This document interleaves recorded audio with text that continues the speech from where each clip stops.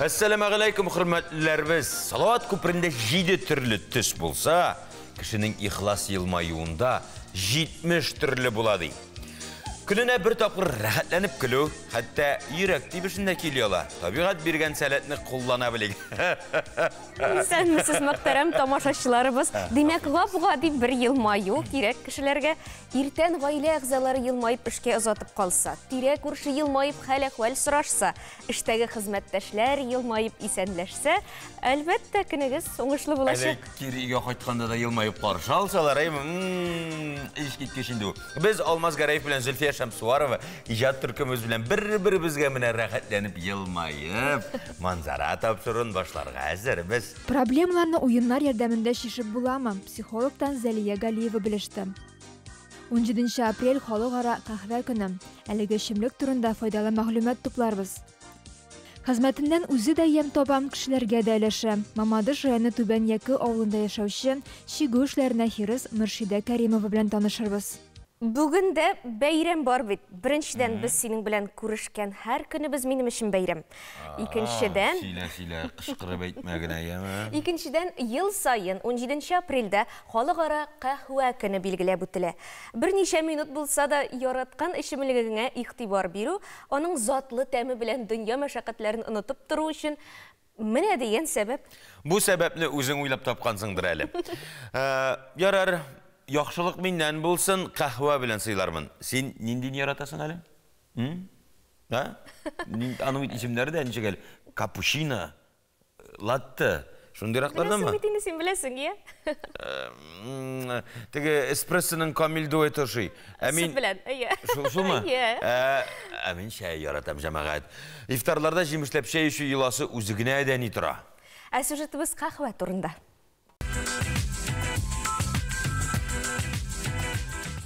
Бүгінгі күнді көбісі қахваханаға барып қахва ішерге ярата. Шушы атмосфераға шумы біраз тұрмыш мәшәкәтләреннән орынасың, үз-үзең белән диалог құрасың, киләчәккә планнар төзисең. Хәзер инде қахваның үзе турында сөйләшеп алыйк.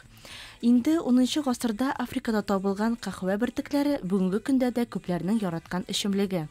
Қахваны ничек дөрес пешерергә, тәүлегенә күпме эчәргә ярый, файдалы һәм зарарлы яклары бу сораулар күпләрне кызыксындырадыр. Капучино, латте, глиссе, бу кахваның төрләре эспрессодан ясала. Дөрес әзерләү өчен бариста барсын да санарга тиеш. Ул сезнең алдыгызда кафе бөртекләрен вакларга тиеш. Аларның уртача зурлыкта булуы бик мөһим. Шуннан соң булган массаны төйергә кирәк. Ә калганын кафе машинкасы үзе эшли. Әсетне кайнар һава астында күпертү мөһим. Тәмле латте әзер.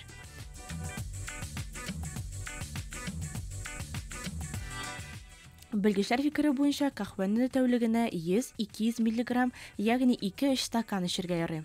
Машина йөртүчеләргә юлда бөтенләй кахва кулланырга киңәш ителми. Кахва теобрамин һәм кофеиннан тора. Эчкәннән соң кофеин 25 минут кешегә активлык, уяну хисе бирә, соңыннан теобрамин эшли башлый, ә ул киресенчә игътибарны югалта, йокыга тарта. Авариялар нәкъ менә шул вакытта барлыкка килә ди белгечләр.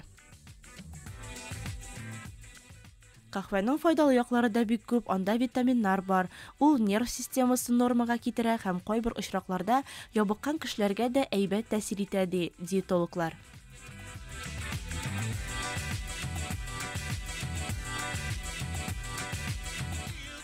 Менә шундый ул серле һәм төрле яктан бай кахва.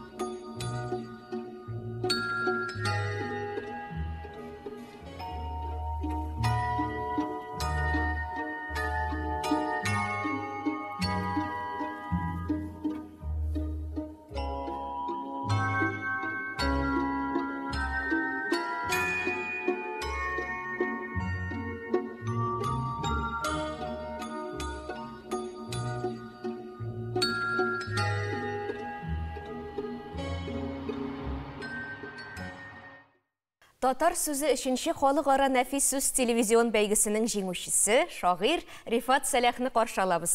Рифат Сәләм, хош келдің. Сенің бұйыл жеңулерің Субханалла, ол Мұса Жәліл премиясында да лайық болдың, ансы білен құтлайбыз. Татар сөзінде де екінші орынға лайық болдың.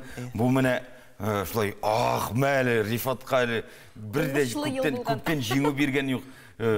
Мә, алсын әлі деп әйбіріне сезесің ме? Яки бұл күн сайын тырышып, міне іні білен қойық қазан кебек зор қызметтің нәтижесі деп көресің. Бұл шынапты Алланың рахмет енді. Шынки көп мүгіне қызмет етсең де, міне әлленше китап шығардым деп айтығын біргіне премияда бермеділер дерге бола. Әм Алланың рахметі міне бұйыл бүтін нәрсе ішіліп келді. Ол мұғайын шушы бір яқтан қызметтің нәтижесі дайын, екінші яқтан Алланың рахметі. Шынки өзіңіне нечіктір қызмет етіп, бары бір нәтижесі бар Аллах Тағаладан бола. Біз енді Аллах Тағаладан рахметіне үмітленіп, ішлейбіз. Көктен иілген бәқіт. Көктен иілген бәқіт, башқа шаңатып болмай ма? Бәйгідегі мен қатнашырға болдың. Бар енді жазасың бейт, еншілеп бермейсің енді. Солай ме еке? Әлбетте енді ең бірінші ширатта өзімнің халал жефетіме бек рахметлімін Алияге. Шынки ол әйде енді Рифат мене анда башқалар да қатнашалар, орын алалар, зор-зор ақшалар алалар, сен де қатнашып қара әлді бейттің енді ол. Әлде Рифаттың қызлары. Анар соң біздің ішімізде Айсұлу Ғалиева білен бірге ішлейбіз. Ол да сен татар сөзіне жібердің мәлі деп күн сайын іске түсіріп тұрды. Һәм енді соңғы күнінде деп айтайық, шу мүмкіндіктің соңғы күнінде жіберіп үлгердік. Һәм Алланың рахметі. Демек әлі өз жазылған әйбірін өзің оқыдың да бит, солай бит? Әлбетте. Жазылған әзір әйбірді жібердің, яки татар сөзіне махсус яздың ма? Нешік деп айтайым, ол әзір әйбірінің мақсус язған шекелі болды. Чөнки аны алданық менә шушындай милли рухтағы бір конкурсқа деп те ниетленген болған мыдыр инде. Ол татар мен деп атала торган шигырь. Бик шундай өзебезнең татар булуыбызны һәм безнең ниндидер тар гына бер милләт түгел, әмма киң икәнебезне аңлатып язылган шигырь иде ул. Һәм шуңа күрә бу конкурстан катнашу бик табигый да булды һәм нәкъ шул конкурс өчен язылган шикелле дә булды. Син шикелле менә шундай конкурсларда, бәйгеләрдә җиңәргә теләүчеләр бихисаптыр дип уйлыйм. Яшьләр арасында бигрәк тә язучы булып өйрәнеп була микән ул? Яки туарга кирәкме? Әйе. Яки көн сайын эшләү нәтиҗәсеме? Әлбәттә, ниндидер бер Аллаһ Тәгалә биргән талант булырга тиеш. Аны инде кеше белмәскә дә мөмкин, үзендә бармы юк микән, шуңа күрә эшләп карарга кирәк. Әйтәләр бит, скрипкада уйнап карамаган килеш, әле скрипкада уйныйсыңмы юк микән әйтеп булмый. Шуның кебек, монда да язучы язып карамаган килеш, яза аласыңмы юк микән белеп булмый. Ниндидер кагыйдәләрне өйрәнеп кенә язып булмыйды. Мин беренче шартта үземне менә иҗатка килүемне искә төшерәм. Әлбәттә, шигырьләр яза ала идем, ләкин алай җитди шагыйрь булырмын дип уйламый идем. Мәктәп елында ул. Мәктәп елларында университетка укырга кергән чакта миңа Лилия Гыйбадуллина үзенең беренче китабын белә китте. Һәм анда 70ләп шигырь бар иде бугай. Һәм шуны күрдем дә, каран мәйтәм, менә 100 шигырь язсаң, китап чыгарга була икән дигән нәтиҗә чыгардым. Син үзеңә максат куйдың? Әйе, үземә максат куеп, әлбәттә инде нидер Аллаһтан биргән талант та булгандыр. Менә шулай итеп иҗатка кирип киттем. Әлбәттә ул вакытта шигырьләрне хәзер горурланып сөйләрлек түгел. Бик әйе. Ләкин шулай Аллаһның рәхмәте белән үсәсең дә үсәсең. Үткәнгә актарып караш, моны мин яздым дигән туамы яки дип куясың. Юк, менә беренчедән шундый хисләр күбрәк туа, ләкин арасында карап карыйсың да, ай, бигрәк акыллы язылган икән дип уйлап куясың кайберләрне. Менә якыннарыңның мөнәсәбәте, менә шушы синең шундый юнәлеш сайлавың өчен ки бит инде бүтән кеше дә язучы да, шагыйрь дә булып китә алмый. Ул менә әтиәниләр, туган тумачалар, шул үзең әйткән хәләл җефетең. Бер яктан беренче шарт әлбәттә кичкенә чактан ук мине шуңа әзерләгән булганнар икән, мен үзем дә аңламаганмын. Чөнки минем әнием каядыр миңа 3-4 яшемдә инде хәрефләр танырга өйрәтте. Һәм мин әкренләп шигырь китапларын укый торган идем. Менә шулай итеп Нуруллин Рафис Корбан, Шәүкәт Галиев кебек әсәр кешеләрнең авторларның әсәрләрен укырга насыйп булды. Һәм ничектер ул шушы әйберләр бүтәнесе кичкән чакта салынып куйган. Инде үскәч әлбәттә юрист буласым килде, Казан университетының юридик факультетына укырга кергән насыйп булды. Һәм барыбер шушы юнәлештә миңа юрист кирәк дип әйтүче туганнар да булды инде минем. Миңа монда шагыйрь кирәк, миңа юрист кирәк, миңа консультация кирәк дип әйткән кешеләр булды. Ләкин Аллаһның рәхмәте хәзер инде ул кешеләр дә, ул туганнар да дип әйтик, кабул иттеләр. Барсы да бик сөйнәләр. Димәк, син юридик яктан ныклы белемле шагыйрь булып чыгасың. Шулай булып чыга инде, шуңа күрә уйлап язам. Рифат, синең шигырьләреңне анализлыйк әле. Синең шигырьләрең нәрсәсе белән аерылып тора? Алар күктән сибелгәнме? Шундай шигъри юлларың да бар кебек синең. Яки юрист акыллы буларак бүтінісі менә моннан ақыл буенча гына манидер мантыйкка нигезләнеп иҗат ителәме? Әлбәттә, ул хисләр менә күктән ишелгән хисләрне, аларны әгәр булай гына тизеп куясың икән, бер мантыйксыз гына. Алар чынлап та ниндидер бер таркау бер шигырьгә әйләнергә мөмкин. Аның мәгънәсе дә булмаска мөмкин. Әгәр дә шушы мантыйгың белән әкренләп дөресләп барасың икән, шушы килгән агымны дип әйтик инде, ул инде үзенә бер матур гына шигырь килеп чыга шикелле миңа. Бәлки кемнәрдер хис белән генә яза торгандыр, бәлки кемнәр акыл белән яза торгандыр. Андыйлар да бар безнең татар әдәбиятында. Кайберләрне укыйсың, каясың монда хис дисең, монда гел акыл да акыл, гел фикер дә фикер дисең. Кайбер кешеләрне укыйсың, гел хис кенә. Менә шушы әйбернең урталыгын табарга тырыштым әлбәттә. Ничек килеп чыккан, бәлки хис җиңгәндер, бәлки акыл җиңгәндер, анысы инде укучы бәяләр. Өзең шагыйрь буларак кайсы шагыйрьләребезгә, әдәбиятчыларыбызга мөрәҗәгать итәсең күбрәк? Әлбәттә, ничек дип әйтик инде монда bütün şagirlerini de okuyubuz, bütünesini de yaratam, Allah'a şükür. Bigerek de İldar Yüzeyev'nin icatı aşıydı indi. Anlarsın, Raul Feyzulin, Riyad Haris gibi şagirlerini okup, onun için birinci sınıflara terbiyelendim deyip aytırdım. Elbette, hazırki vakitte en yaratkan şagirler Gazi Nur Murat, Arkay Zeydullah, onların rahatlanıp okurga bola, günler boyu okurga bola, şiirleri doydurmay. Şulay şiir gene okuymuyoruz indi, prozanın da başkasını da bütünesini Allah'a şükür. Шигырьләреңне анализладык, җиңүеңнең сәбәбен дә ачыкладык дияргә була. Хәзер инде шигырь сөйләгәнеңне ишетәсебез килә. Чөнки шагыйрь үзенең шигырен ул бүтән төрле укый. Без менә тулысынча шигырь белән исене интектирмәс, менә аның ниндер менә уйыткысы дийекме инде, яки төп фикерме, гадәттә ахырда була. Менә ахырдагы бер-ике куплетны яңратсаң. Шулай шигырьне кисәләр инде ул. Аллаһ безне шулай халык кылган. Кимсенмим дә, ләкин мактанмыйм. Мин Аллаһның язмышыннан риза. Татар углы, гырур татар мин. Менә бит, бүтән әйбер аңлашыла кебек, һәм чыннан да шулай бу кисү түгел, ник дигәндә, чөнки сез катнашкан әлеге татар сүзе 3нче халыкара телевизион бәйгене без тулысынча ШНТВ һәм ТНВ каналларында күрсәтәчәкбез. Шуңа күрә синең шигыреңә кызык. Карал, Рифатның шигыре шун, моны тулысынча тыңларга карарга кирәк дигән фикер уянсын өчен без менә үзегөн генә тәкъдим итәргә булдык. Сиңа кунакка килгән өчен рәхмәт яусын. Тормышыңда, иҗатыңда уңышлар теләп калабыз. Бик рәхмәт. Әле тагын шулай күктән илгән бәхетләр күп булсын тормышыңда. Баш бармак кашый, имен бармак ташый, урта бармак утын яра, атсыз бармак ат җигә. Шәнти бармак шәй ишә. Бармак уеннары гомумән булсын ул хәрәкәтле уеннар, спорт уеннары, җырлы, биюле уеннар, сабыйлар үсешендә зур роль үти. Уен ул сәламәтлек чыганагы. Тән сәламәтлеге белән бергә баланың рухи яктан камилләшүе иң беренче чиратта уеннар һәм аларның дөрес оештырылуына бәйле. Психологның киңәшләрен тыңлыйк. Гасырлар буена актуаль булган төгәл һәм үтемле итеп үз фикереңне җиткерү мәсьәләсе бүгендә мөһимлеген югалтмый. Ә менә ничек итеп кешегә үз фикереңне җиткерергә һәм әлеге фикерне белдерүдән курыкмаска соң? Әйдәгез, бу турыда психолог Зөһрә Каримовадан сорап үтигәле. Зөһрә профессиясе буенча психолог, ләкин ул башка психологлардан үзенчәлекле бер ягы белән аерылып тора.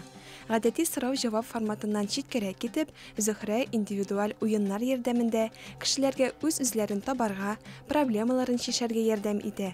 Уен сүзен ишеткәч, һәрберебезнең күз алдына балачак килеп баса, чөнки һәр кешенең күңел түрендә бала яши. Күңелдәге баланың теләкләрен ачып бирер өчен психологлар еш кына әлеге уен төренә мөрәҗәгать итә, ә уеннар карталар ярдәмендә үткәрелә. Үземнең эшемдә инде трансформационный уеннарны кулланам һәм метафорический ассоциативный карталар белән эшлим, чөнки бу карталар тарода түгел, бу карталар гадание да түгел, чөнки күп кенә кеше бигрәк тә инде мөселманнар, татарлар, алар бу сорауны бик еш бирәләр, чөнки бу карталар кешене ассоциациялар ярдәмендә инде үз-үзеңне табу өчен һәм ничек алдан үз-үзең өстендә эшләү буенча карап була. Һәр уен индивидуаль үткәрелә. Карталарга борчыган барлык сорауларны биреп, һәр кем үзенә кирәкле җавапларны алырга мөмкин. Бүген без үзең турында начар уйлардан арыну өчен кирәкмәгәнгә игътибар итмичә, үз көчеңне юк-барга сарыф итми генә, ничек дөрес яшәргә соң дигән сорауларга җавап табарга тырыштык. Эшебезне карталарга сораулар бирүдән башладык. Алга таба һәр сорауга берәр карта алып, һәр картадагы рәсемнең нәрсә аңлатканын әйтеп бирдек. Төрле кеше әлеге рәсемнәрне үзенең халәтеннән чыгып төрлечә күрергә мөмкин. Бу картадагы рәсемнәр синең халәтеңне тасвирлый. Рәсемнәрдә нәрсә ошый-ошамый һәм рәсемнәргә карап үзеңә нәрсә әйтер идең дигән сорауларга җавап таптык. Шушы җаваплардан чыгып, Зөһрә файдалы киңәшләрен җиткерде. Кеше һәр вакытта да синең турында нәрсә уйларга мөмкин. Ләкин кеше иң беренче үзе турында уйлый. Безгә, мәсәлән, мин барам да, мин син ничек киенгән дип карамыйм, мин үзем турында карыйм. Һәм икенчедән, выборың бу синең теләгең, бу синең тормышың дигәндәй. Һәм бер кеше дә синең урынга килеп, синең тормышыңны яшәмәячәк һәм синең задачаң шуларны истә тотып иркен булырга. Сиңа нәрсә предлагать итәләр икән, син шул вакытта әйдә эшләп карый, әйдә барып карый. Теге бер кайчан да отказываться итмә, чөнки синең тормышың бер генә тапкыр. Мин күп кенә чиракта тагын әйтәм, бүгенге көн безнең бер кайчан да булмаячак. Бер кайчан да кеше нәрсә әйтә, кешегә ошаячакмын дип яшәмә, чөнки кешегә ошап та бу ошамаска да мөмкин. Чөнки синең бит уверенный буласың килә. Уверенный кеше ул кеше нәрсә әйтә дип карый, ләкин бу кеше нәрсә әйтү аңа наоборот стимул булырга тиеш. Кеше сүзе кешене үтерә диләр безнең халыкта. Һәм шуңа күрә сиңа үзеңне генә тыңларга, үзеңне генә хөрмәт итеп яшәргә кирәк. Бүтән кешеләрне дә хөрмәт итәргә кирәк. Ләкин менә шул үзеңнең выборыңны күбрәк ишет һәм күбрәк аңа мөрәҗәгать ит. Минем төп максатым да үзен тапсын иде дип телим. Һәм шуңа күрә күбрәк үзегезне тыңлагыз, күбрәк үзегезнең нәрсә теләгәнегезне эшләгез һәм иң беренче бу әйбер сезгә бәхет китерәме, яки бу әйбер сезгә булыша аламы, шул очракта инде үзегезне шул әйберләрне эшләргә күндерегез. Рәхмәт сиңа, Зөһрә, шундый киңәшләрең өчен. Тамашачыларга синең киңәшләрең һичшиксез файдалы булыр дип ышанып калабыз. Рәхмәт.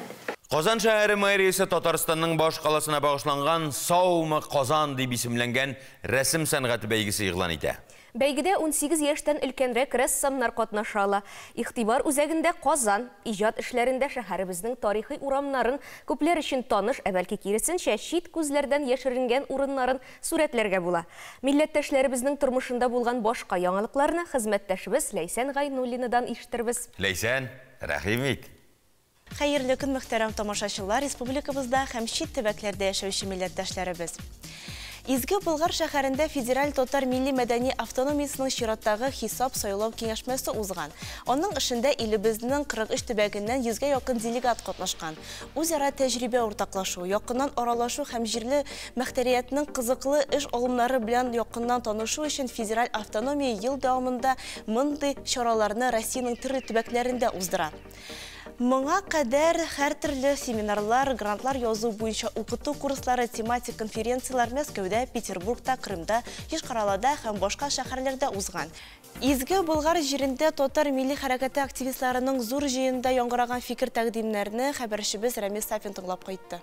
Моннан 25 ел элек нибары 4 оешманы берләштергән федераль татар автономиясен бүген илебезнең 46 өлкәсендә эшләүче төбәк автономияләрен үз канаты астына алган. Хәер, федераль автономия җитәкчелеге оешкан көннән алып сон артыннан куып аларның күп булу өчен тырышмый да. Монда бер кагыйдә, бер төбәктән бер оешма. Сер түгел, бу төбәкләрдәге татарлар арасында үзара ызгыш талашны һәм һәр төрле аңлашылмаучанлыкны булдырмас өчен иң кулай шарт. Төбәкләрдә дистәләгән татар оешмалары булса да, автономиягә бар тик бер генә кеше әгъза булып керә ала. Шунысы игътибарга соңгы елларда төбәкләрдә яшьләр хәрәкәте нык активлашкан. Шәһәрләрдә, безнең Коми Республикасының шәһәрләрендә яшьләр оешмалары оештырылган. Кайбер шәһәрләрдә бик Усинскида, Ухтада яшьләр бик актив эшлиләр. Яшьләр үзенең оешмаларда актив катнашалар. Нижний Варт, Нефтеюганск, Тылгут шәһәрендә. Казанның Идел яшьләр үзәге узган гасырның 90-нчы елларыннан бирле төбәкләрдәге егет-кызлар өчен ел сайын татар яшьләре көннәре, яшь лидерлар өчен укыту семинарлары уздыра. Свердлов өлкәсе, Самара, Ульян өлкәсе, Оренбург өлкәсендә хәзерге вакытта яшьләр оешмалары шактый менә ел дәвамында бик актив эшчәнлек алып баралар. Әлбәттә, инде конференциядә сүз бүген барыбызны да борчыган халык санын исәпкә алу нәтиҗәләре хакында да булды. Татарларны безнең язмаганнар, Ulu yaştagi bizning apa-abilarыбыз bizge şaltıratıp bik açulanıp söylediler.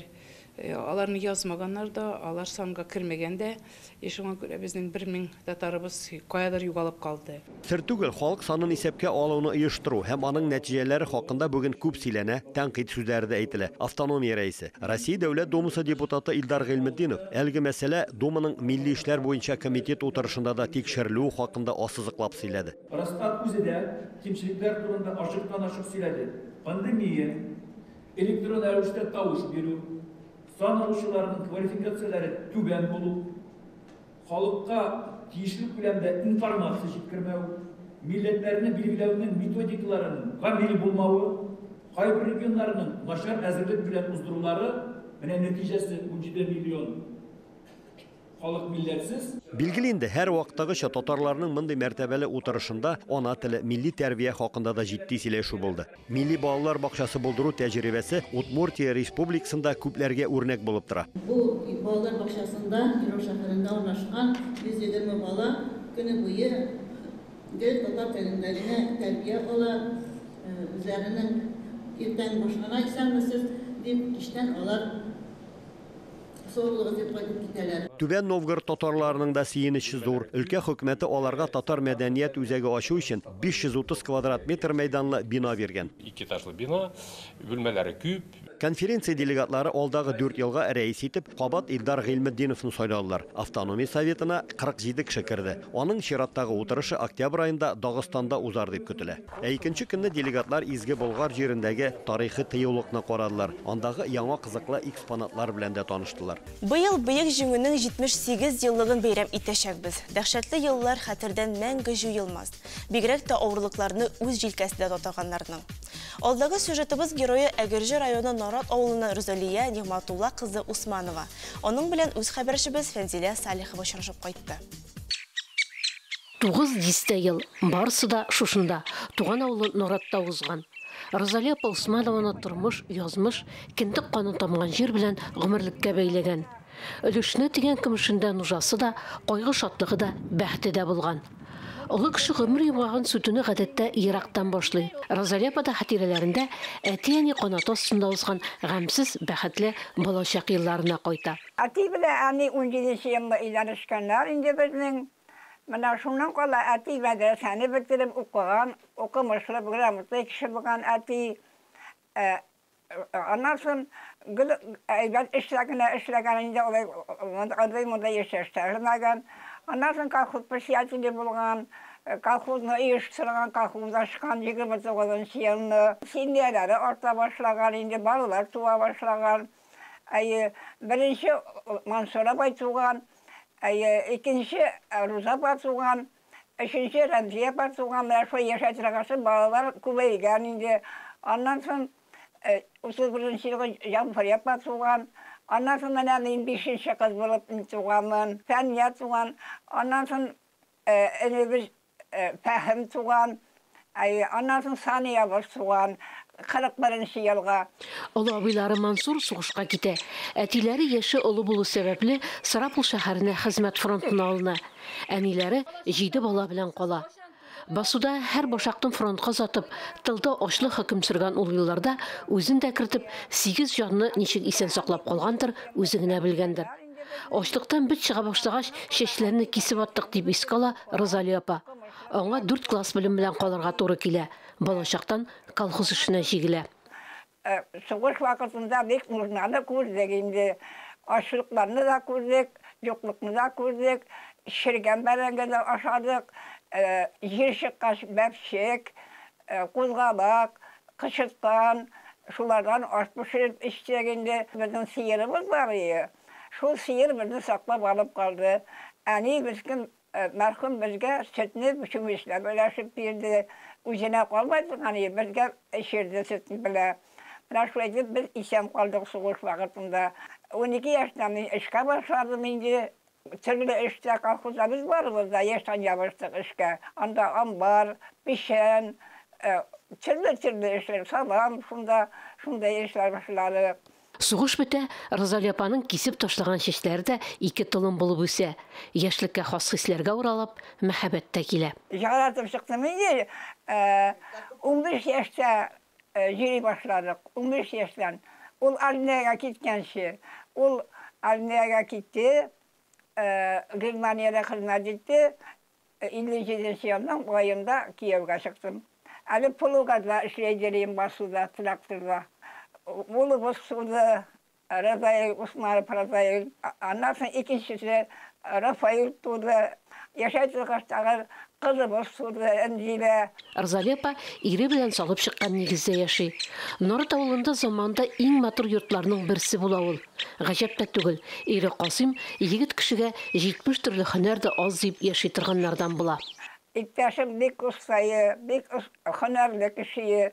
O itik de bastı, mırca da çıkardı. Bana şu iğne böyle cicit girdi diye ben de çalkança dögümleyin. Onun pışkı başında ben buldum bugün.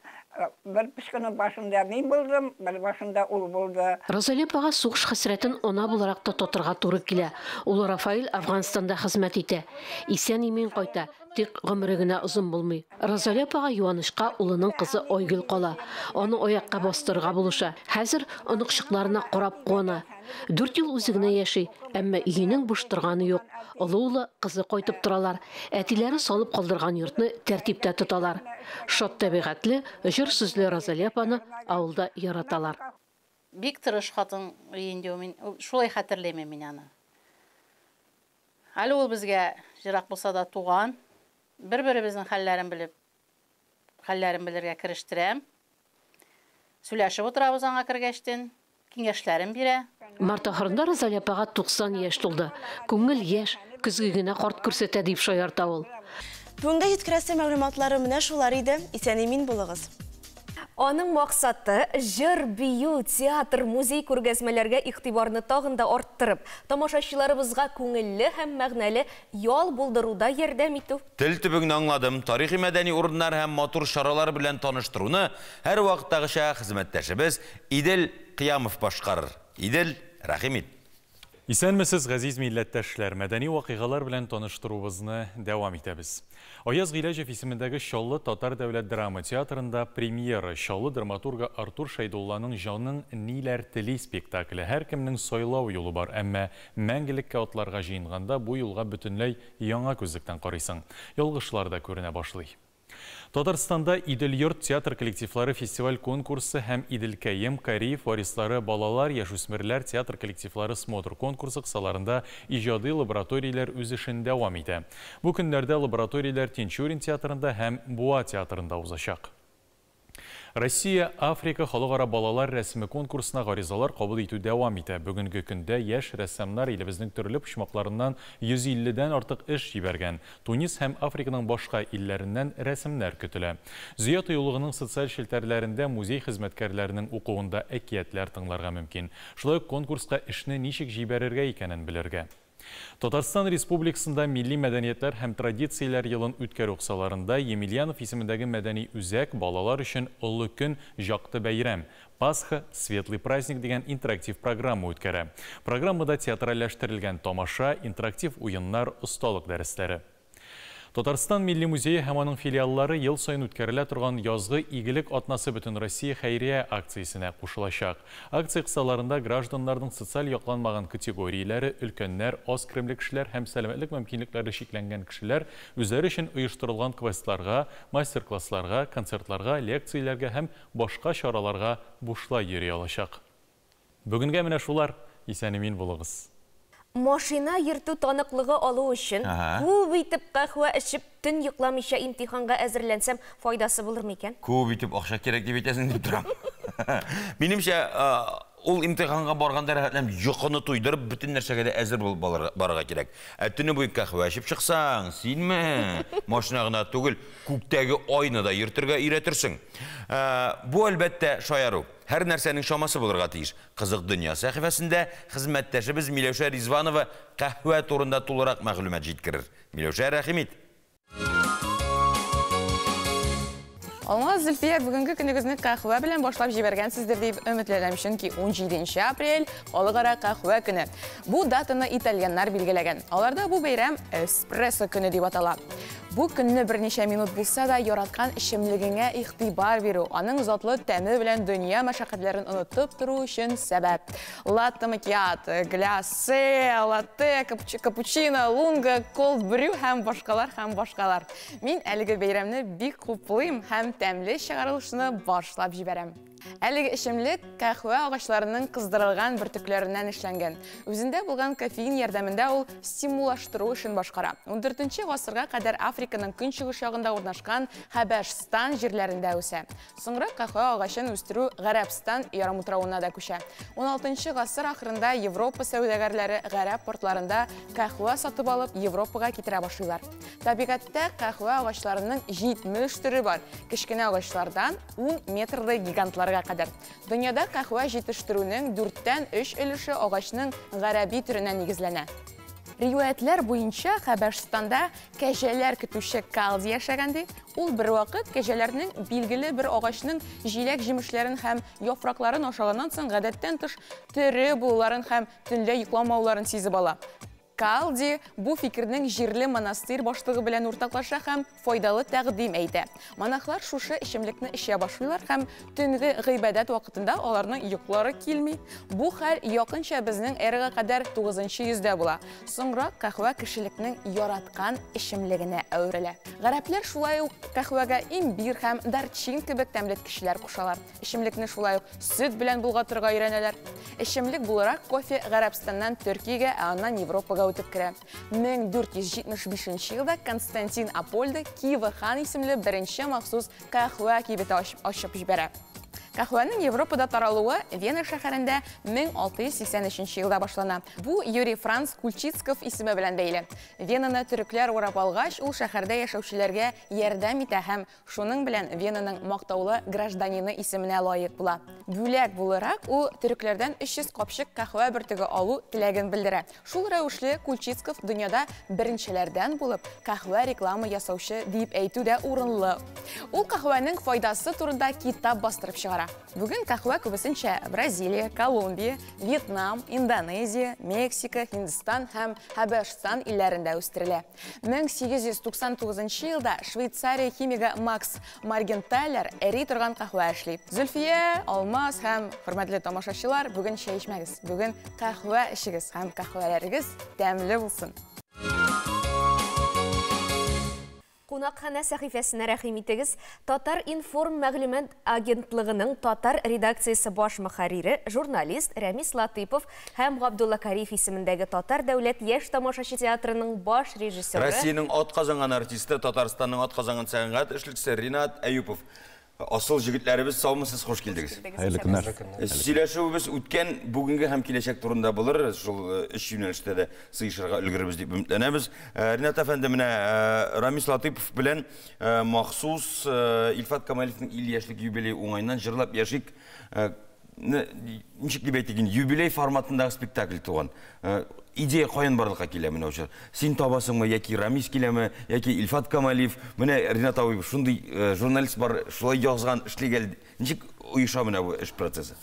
Иң беренче тәргеш ул артистның үзеннән, артистның күңелендә нинди орлык бар, кызыклы орлык, шул орлыкны аның юбилеенда тартып чыгара кирәк иде. Нинди орлык бар менә Камалев дигән эксцентрик артистта. Ул да булса, ул аның дөньяны башкачарак күрә, һәм ул бу дөньяда, ләкин күңеле белән, тормышы белән ул ничектер ниндер хыялда яши. Аны җиргә тартып төшерү бик авыр. Ягъни кеше ниндер уенда, ниндер башка хыялда яши. Үзе беләме ул аның турында? Үзе белмәй, аны төртеп уятырга туры килә кай вакытта, уянып китә. Менә шул хыялы кеше турында ниндер хыялы бер драматург, язучы кирәк иде. Ул да булса, Рамис безнең юлга килеп чыкты. Һәм Илфат Камалиевның менә шушы эчке хыялы тормышын үзенең тарихында аша белде. Шундый тапты, шундый тандем килеп чыкты. Бұл пьесаның іштәлігі турында да сөйлешек әлі. Юмор білән кішілерге індедір жидді проблемаларыны сөйлеуғым мән бек қиын бетінде. Комедия жанры ол жеңіллерден түгіл.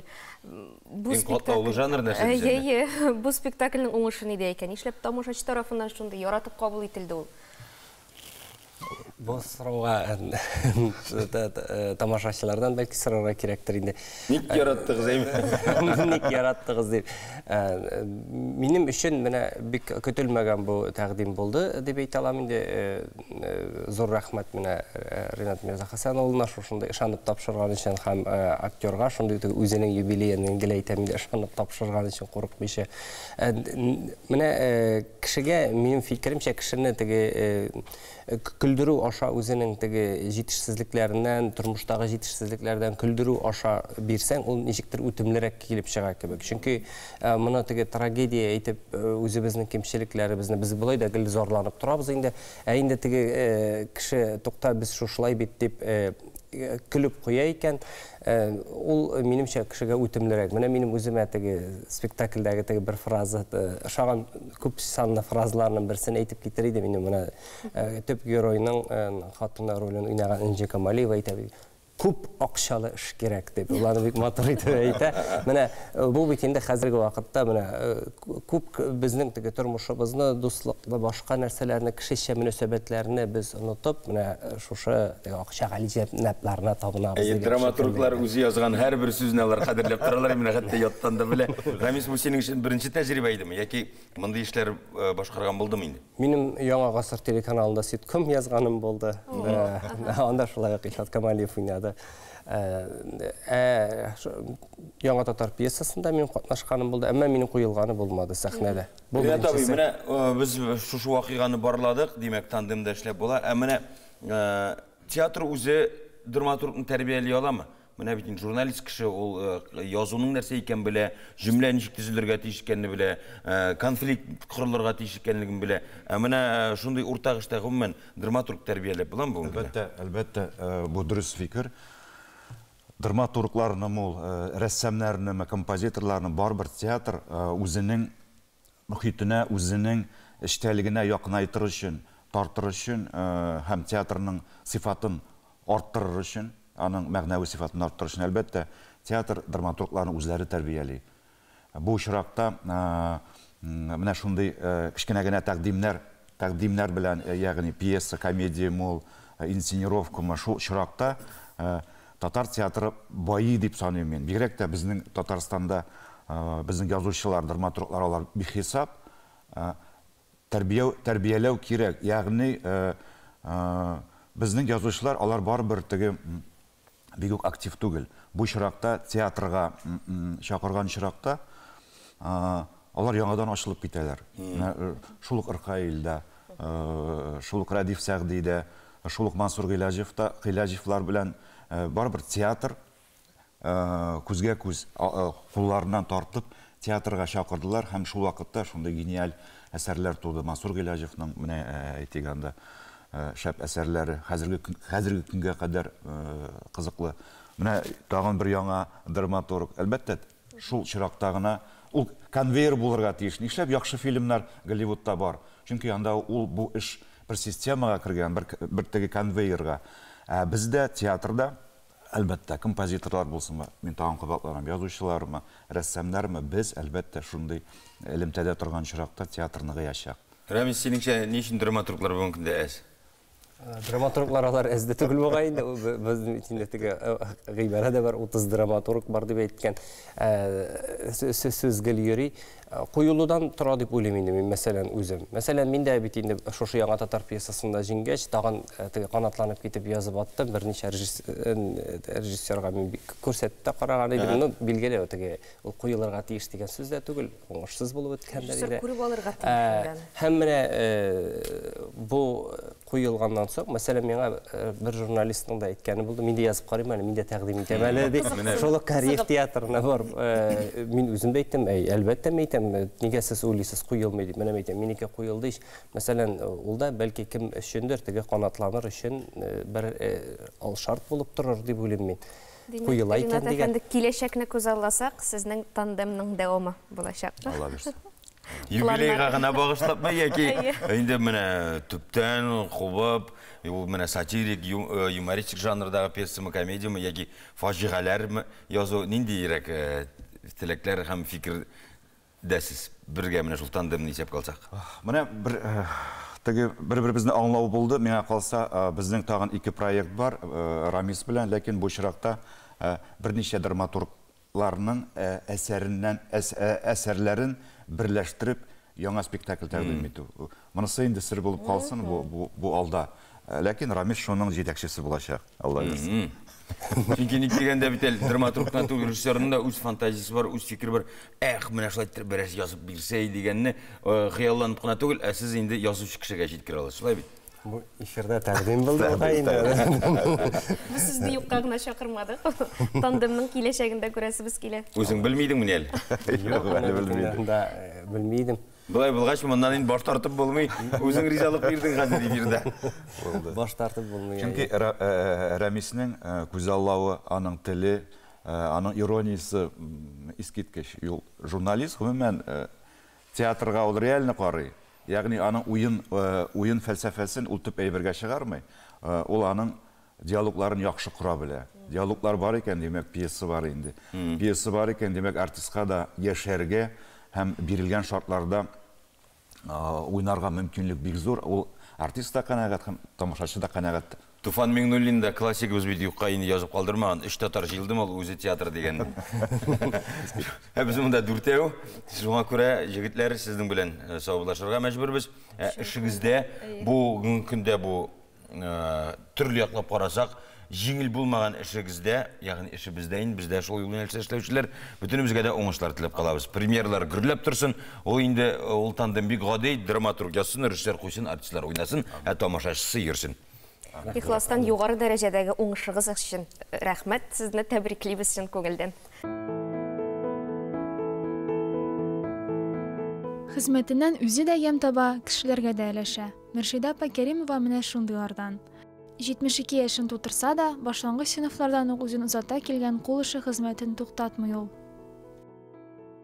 Шигу белә бәйләү минем күңелемә тынычлык бирә, мин рәхәтлек табам аннан. Яным менә шуннан итеп тора инде. Эшләшик, ул үрнәкләрне инде мин кайда нәрсә күрәм, шуларны төшерәм дә, шуларны шигәм инде. Мин кешедән үрнәк сораганым юк.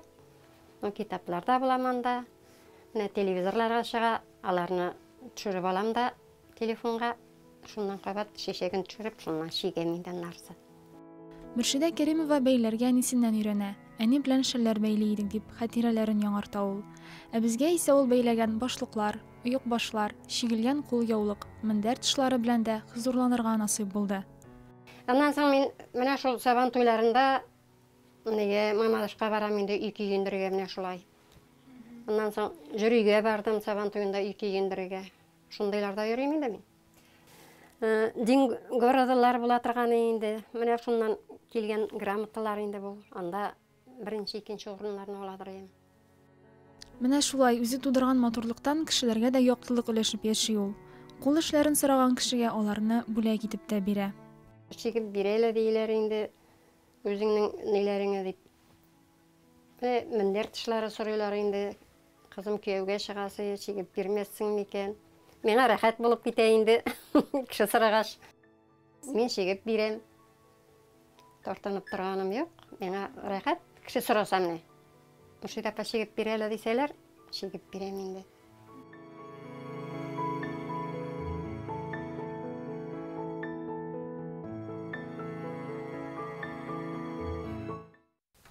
Тормыштагы иң кадерле мизгилләрне, хатирәләрне яңартырга ярдәм итүче Болгар радиосының үткәннәр сагындыра концерты якынлаша. Шул уңайдан студиябызга җырчы Зәринә Хәсәншин чакырдык. Зәринә, сәлам, хош килдең.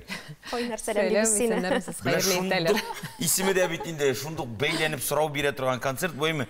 Синең үткәнең каясың әле? Синең үткәнеңдә нәрсә сагындыра? Һәм синең үткәнең бармы әле дип сорыйсы килә. Нишләп булмасын инде алмаз. Миндә ел саен яшь бара үткәннәр бар инде ул. Димәк, балачагыңа кире кайтыр идеңме соң? Кирәк микән ул гомумән үткәннәрне сагыну? Тукта. Син дә яшь бара дип утырасыңмы инде? Шулаймы инде Зәринә? Быелдан соң уже бара дим инде. Быел нәрсә булды?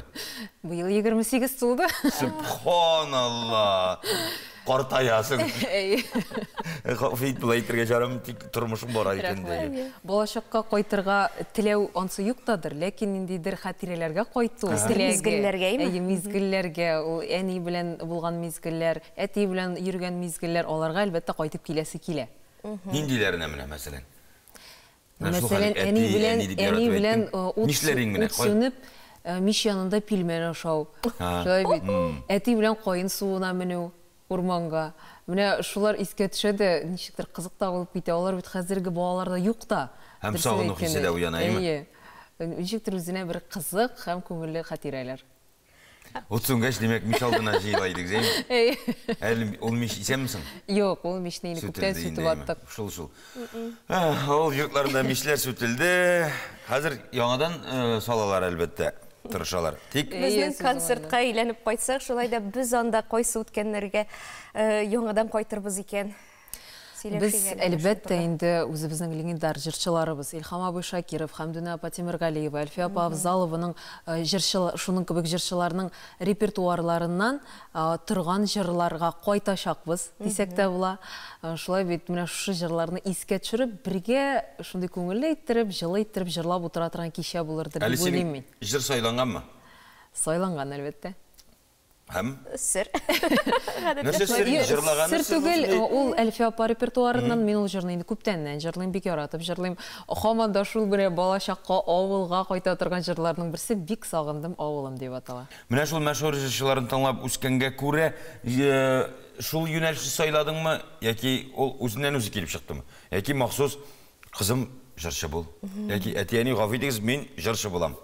Менә бу сайлау моменты Менә ул балачакта аны белмисең дә инде, ул үзеннән үзе килеп чыккандыр. Алар барсы да бергә шушыңа этәргәндер дип уйлыйм мин. Шушы җырчыларны тыңлауда, җырларын тыңлауда ниндидер үз теләгемдә булгандыр, шулай бит инде. Үземне хәтерләгәннән бирле мин җырлыйм. Шулай бит, ул инде, ягъни мәсәлән, балалар бакчасыннан башланды дип әйтә алам. Анда да мине, белмим, инде әзрәк телосложением зур булган микән, пар кыз итеп куялар, бөтен җыр миңа ләгә иде. Менә ул да этәргәндер дип уйлыйм. Аннан соң әлбәттә әтияне дә моны күреп. Шәршә бесине, анат кеттәк ял. Шибәр булганга ул.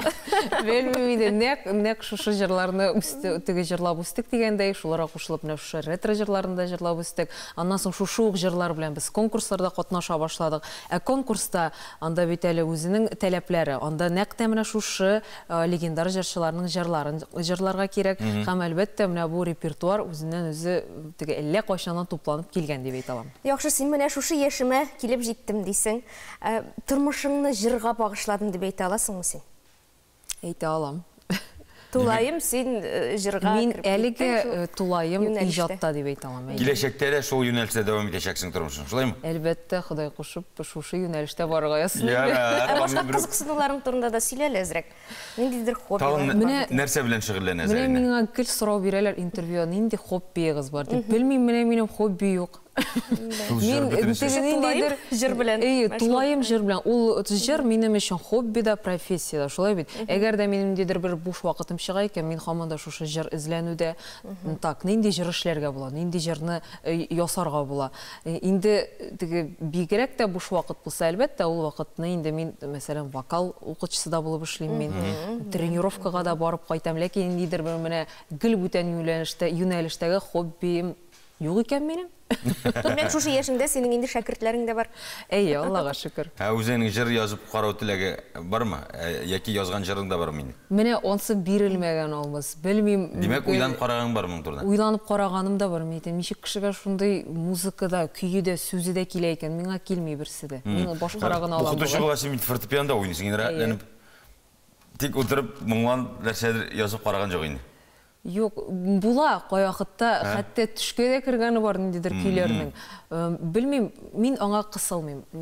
Аның белән теге миннән сәләтләр. Һәр эшнең үз остасы булырга тиеш. Һәр үз остасы булырга тиеш. Менә әңгәмә башында шулай әйттең, менә быелдан соң сизә башлады. Үтә икән дидең.